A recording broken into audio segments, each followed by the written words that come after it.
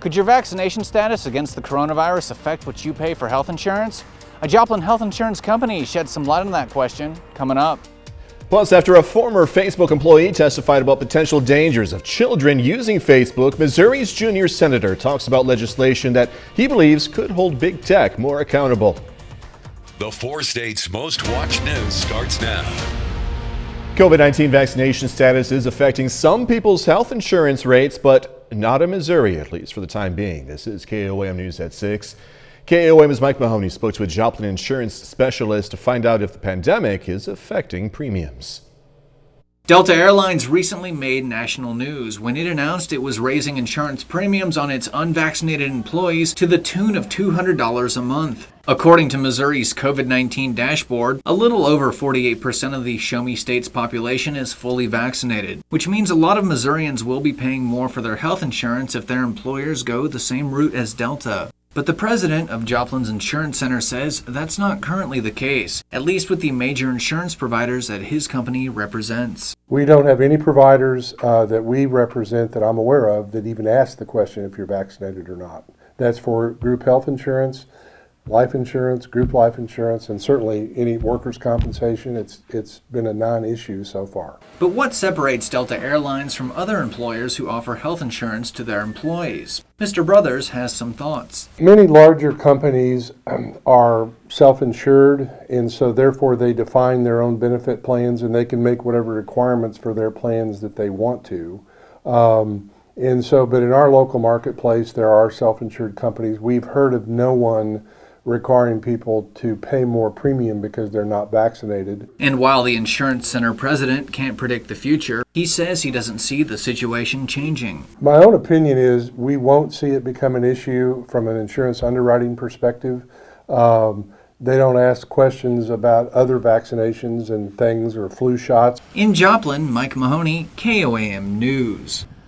Insurers may not be raising premiums based on COVID-19 vaccination status, but an analysis from Kaiser Family Foundation found that 72% of health insurance plans are no longer waiving those out-of-pocket coronavirus treatment costs. Pitt State University officials report 0 new COVID-19 cases in the past week. 27 symptomatic students were recently tested. None were found positive. In the same period, no faculty or staff members reported an infection. Last week, there was only 1 new positive case. Doug Caddy joining us now. Some mild temperatures out there, Doug? Yeah, not a bad day whatsoever for us today. Temperatures mainly upper 60s to lower 70s, a little bit warmer in our western counties where we had a little bit more sunshine, but most of us have been dealing with the clouds and these random light showers, which isn't a big deal. Just random little showers, and they're going to stick around kind of on and off throughout the evening hours. Very light, no thunderstorms or anything like that. Across Barton County, northern parts of Jasper County, near Nevada, a couple out on the Kansas side, just kind of hit and miss. But as we go through the evening hours, we continue to have the clouds. We have these kind of hit and miss little showers. And then I think most of this will work on out of here after midnight for us tonight. And then we're going to set up and see pretty good days over the next couple days. A little bit cooler on the Missouri side, where we are seeing the clouds and the showers. A little bit warmer on the Kansas and the Oklahoma side. But the heat returns. Also some thunderstorms in the forecast. We're going to look at that here in a bit. Doug, thank you. The impact of a shooting in the Kansas City area is being felt right here in the 4 states. 2 victims are Carthage residents. Tonight, their accused shooters are facing charges. Shooting happened Friday night on I-49 near East 307th Street, south of Harrisonville, Missouri. The Cass County Sheriff's Office says officers responding to shots fired call found a car riddled with bullet holes. That car contained a 20-year-old and 17-year-old from Carthage, both with life-threatening gunshot wounds. The suspects are from Texas. They are Con Parrish and Colleen Riley from Grand Prairie. They're both facing numerous charges, including armed criminal action and first-degree assault. One of the victims has been released from the hospital. The other is still hospitalized. Well, yesterday, a Facebook staffer, testified to Congress about what she sees as the company prioritizing profits over public good. The focus of the hearing was on Facebook's internal research that showed Instagram can have a negative effect on young people. We spoke with Missouri Senator Josh Hawley today, who said he's pushing legislation that could see tech companies sued over damages to children. What we've found out from the big tech companies is that they're so dishonest. They target our kids. They know that spending a lot of time on their platforms is bad for our kids, and then they've lied about it to Congress. Here's the easy solution, I think. Let parents sue. If your kid has suffered mental harm, they've suffered real harm, and you can prove it, you ought to be able to sue them. Facebook CEO Mark Zuckerberg addressed the whistleblower's allegations on Facebook, saying in part that instead of ignoring that young people use technology, tech companies should build experiences that meet their needs while also keeping them safe. Still ahead, protesters react to the execution of a Missouri inmate whose lawyers say he was intellectually disabled. And later, Missouri Southern prepares to hit the road to take on Lincoln. Last night, the state of Missouri executed Ernest Johnson. He was convicted of the 1994 murders of employees at a Missouri gas station. Johnson's lawyers argued he was intellectually disabled and therefore, according to the U.S. Constitution, could not be executed. And that's something that stuck with a group of Kansas City protesters who opposed his execution. Reporter Emily Rittman has more. I'm here to stand for life and for stopping executions. Missourians for Alternatives to the Death Penalty say they are saddened by the U.S. Supreme Court's decision, but not shocked. Why wouldn't you cry when you've got a guy who's probably got the intellect of a sixth grader is going to have something stuck in his arm and his life drained out of him? That's a life, and his life matters too. And the next person that is on death row, their life matters too. Mabel Scruggs, Fred Jones, and Mary Brachter. Advocates read the names of the 3 victims Johnson was convicted of killing in 1994 at a Casey's General Store in Columbia, including manager Mary Bracher and employees Mabel Scruggs and Fred Jones. I just pray for them. They prayed for their families and Johnson. I'd like to say a big prayer. A relative of one of the victims said they are the real victims in this case. They posted on social media that their relative died a violent death and was beaten so badly that they were missing part of their frontal lobe. Governor Mike Parson said in a statement Monday, quote, Mr. Johnson's claim that he is not competent to be executed has been reviewed and rejected by a jury and the courts 6 different times, including a unanimous decision by the Missouri Supreme Court, end quote. This is very personal to me, and it breaks my heart. In no way does it wipe away the crime, but what it does is it says, can they coexist? Can you commit a crime, and can we responsibly take care of you as a human till the end of your life, and make sure that you don't commit another crime, but make sure that you're behind bars. The Missouri Department of Corrections released an image of Johnson's final statement. It said in part, quote, I am sorry and have remorse for what I do. I want to say that I love my family and friends. I love the Lord with all my heart and soul. If I am executed, I know where I'm going, to heaven, because I ask him to forgive me, end quote. In addition to low IQ scores, Johnson's lawyers said he had fetal alcohol syndrome and lost brain tissue when a benign tumor was removed 13 years ago. According to a Gallup poll published in 2019, a majority of Americans, 60% of those polled, said they supported life imprisonment without parole as punishment for murder over the death penalty. A new legislative audit says that many Kansas school districts aren't taking basic steps to protect their computer systems and the privacy of sensitive information collected about students. The report released by the legislature's auditing agency based its conclusions on a survey sent to the state's 286 local school districts, with 147 or 51% responding. The audit said that more than a quarter of the school districts surveyed didn't have antivirus software on all computers. The auditors said that only 34% of districts said they scanned computers for vulnerabilities at least once a month, while 35% said they never did it. Later, going to hear from the Joplin Eagles as they prepare to put their undefeated season on the line against Carthage. Plus, we have a few random showers out there right now, but the heat really starts to kick in. So we're going to look at that coming up. It turned out to be a pretty good Wednesday for us today. Temperatures not bad. Cooler on the Missouri side due to clouds and some random light little showers that we still have ongoing across the region. But where there's been more sunshine, temperatures have popped up near 80. Once you get out in our western counties, Yates Center, Neoda, Shea, Fredonia, Independence, also Nowata. But overall, temperature is pretty good across the region. These light northeasterly winds kind of kicking in all day long, fairly light, 5 to about 10 miles per hour. Through the evening hours, we slide back through the 60s. We are going to have hit and miss light little showers and sprinkles. Again, not that big of a deal. And eventually we'll dip back, very similar to what we had last night, into the upper 50s for overnight lows. But we are going to continue to have these light little sprinkles and showers over the next few hours.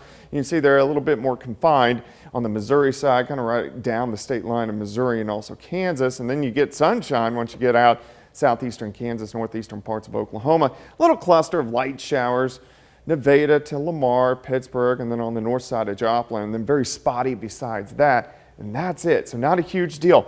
But this is due to this little system, not a big system, little system that is spinning just to our south and to our east. You can see the center of the circulation right in northern parts of Arkansas. It got a little bit closer to us today, and that's why we've had the light showers and the clouds across the region. But this is going to lift out of here as we go through the overnight hours tonight. Out west, not much going on. Notice this kind of ridge of high pressure as that builds in. That's going to heat us up over the next few days. Let's go through the evening hours. These light showers continue to rotate through, hit and miss on and off through the overnight, mainly in southwestern Missouri, and then they kind of rotate out of here as we go through the morning hours. Tomorrow, sunshine returns, and you can see our temperatures. They rebound. We get a southeasterly wind, and we should go near 80 for a high. So we'll start at 59, 74 by noon, high temp of 80. We're going to have a southwesterly wind. It's going to be light at about 5 to 10 miles per hour. As we go into the overnight hours tomorrow night, still looks fine, not quite as cool. We'll drop back into the mid 60s. And then on Friday, here comes the heat. We approach 90 by the time we head into Friday afternoon. So high school football Friday evening, it's going to be dry.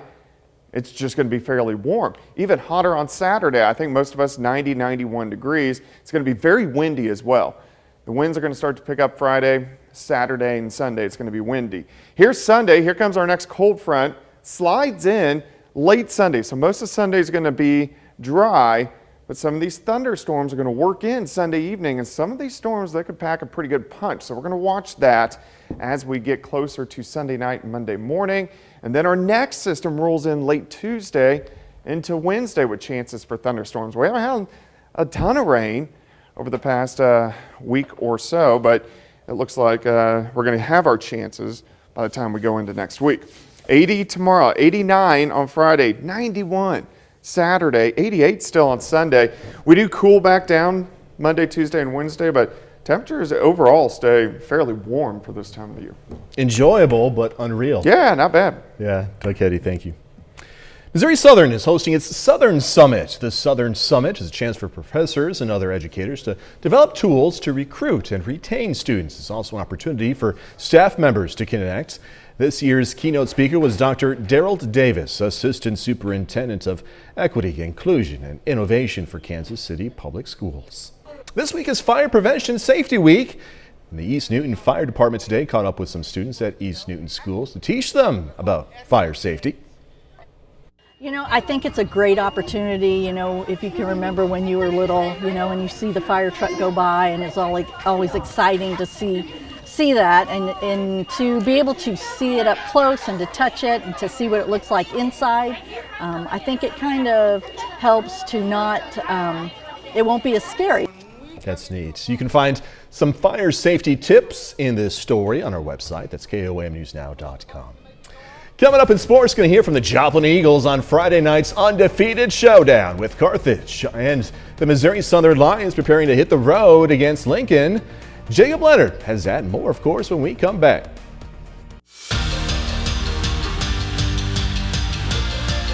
Well, after back-to-back games at home, the Missouri Southern Lions are back on the road this weekend facing Lincoln.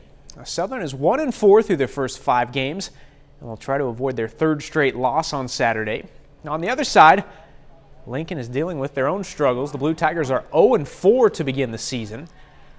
The Missouri Southern defense trying to stay rolling after a pretty solid performance against Pittsburgh State last week. Now, in that one, they held the Gorillas to their lowest offensive output of the year in terms of yards, and turned Pitt State over twice in the red zone.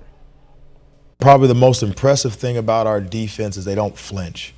You know, we've faced teams week in and week out that are having success, 30-30, and our guys continue to keep their chest puffed out, and we find ways to make plays in the red zone. You have to have the ability that when you give up a play to know that it's not over until they cross the goal line. The confidence definitely grows week by week. We show up every day. We try to be as consistent as we can. We work hard. The tempo is great. I feel we're going to have a great game on the defense end, so I'm just looking forward to the game. I'm focused. The Joplin Eagles host the Carthage Tigers on Friday night. Now, this one is easily the biggest game of the week and probably the biggest game of the season in the area, with both teams heading into Friday undefeated. Friday will be a test for both defenses because both offenses had no problem scoring points. Carthage is averaging 45 per game, while Joplin scores 42 per week. Now, the Eagles will have their hands full with the Tigers' rushing attack, led by running back Luke Gall and quarterback Caden Cabance. Those are the two that most people will start the conversation about, but honestly, you know, I feel like their O&D lines are really good, and, you know, those are what stood out to me. Obviously, the quarterback and running back are both very good, but, you know, the O&D lines, you know, also stood out to me on film. As coaches, anytime it's homecoming week, the thing that we really look forward to is the game. So let's get to the game. Let's get the game started. Let's get rolling. Well, tonight is playoff time for the St. Louis Cardinals. The Cardinals are on the road tonight in the National League wildcard game, trying to keep their season going against the Dodgers. Now, the winner of this one moves on to the NLDS, while the loser goes home. Game time is 7:10 in LA. We'll have the latest from this one right here tonight at 10. Now, that's a look at sports. We're back with more news after this. Take time now to honor a local veteran, Sergeant Mark Horrell Jr. The Carthage, Missouri native served in the U.S. Marine Corps, and we are proud to thank and salute Sergeant Mark Horrell. He's tonight's four-state hero.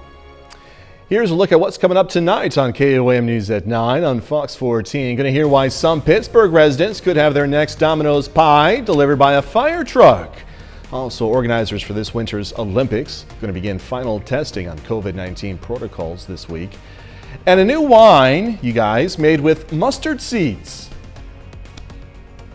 That and much more coming away tonight. KOAM News at 9 on Fox 14. All right, they're calling it a Korean wave. The Oxford English Dictionary has added more than 20 words of Korean origin to its English latest updates. Some of the words describe food like banchan or bulgogi. The phrase K-drama was also added, which describes a sort of South Korean TV show. Even the term for the Korean wave phenomenon sweeping the globe, Hallyu, has been added. The Oxford English Dictionary says Korean influence is being felt in film, music, fashion, and now, of course, language. You guys into, apparently the big thing now with the tweens is K-pop. Yeah, I'm not real familiar with it. I'm not what you're talking about. You know, doesn't it seem like we're showing our age because it's huge with the tweens? But yeah, I have no idea what's happening. Yeah, they do throw some interesting words around, I'll give you that. Final check of the forecast, Douglas. It looks fine for us. A few sprinkles during the evening hours, mainly on the Missouri side. Tomorrow we start to warm back up. 80 tomorrow, near 90 on Friday, so it's going to be kind of hot out there for high school football Friday evening. 91 on Saturday. Final sports note, Jake. Former NEO tight end Jay Sternberger has a new home. The Washington football team signed him today off the Seahawks practice squad. So hope he does something in Washington. Yeah. All right. Thanks so much for joining us. Have a great evening. We'll see you right back here at 10.